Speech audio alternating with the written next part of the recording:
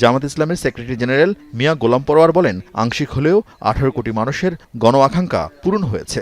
আজকের রায়ের মধ্য দিয়ে অন্তত ক্ষতিগ্রস্ত পরিবারগুলো তাদের পূর্ণ ক্ষতির পূরণ হয়তো কোনোদিন হবে না, কিন্তু কিছুটা স্বস্তি তাদের হৃদয়ে এসেছে, একটা সুবিচার তারা দেখতে পেল।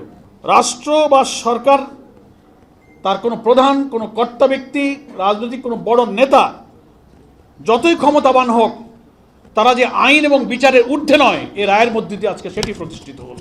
রায়ে তাৎক্ষণিক প্রতিক্রিয়া দেন এনসিপির এই শীর্ষ নেতাও। রায় দ্রুত কার্যকরে ভারত শেখ হাসিনাকে ফিরিয়ে দিয়ে সহযোগিতা করবে বলে আশা প্রকাশ করেন তিনি। এ নিয়ে কথা বলেন গণ অধিকার পরিষদের নুরুল হক নুরও। আমরা এটাকে স্বাগত জানাই।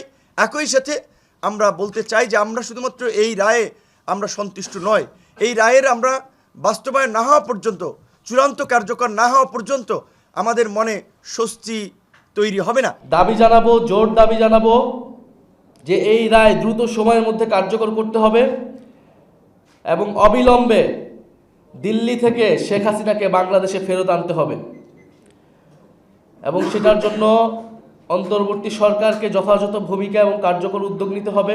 আগামী 1 মাসের মধ্যে শেখ হাসিনাকে বাংলাদেশে ফেরত আনে এই রায় কার্যকর করতে হবে।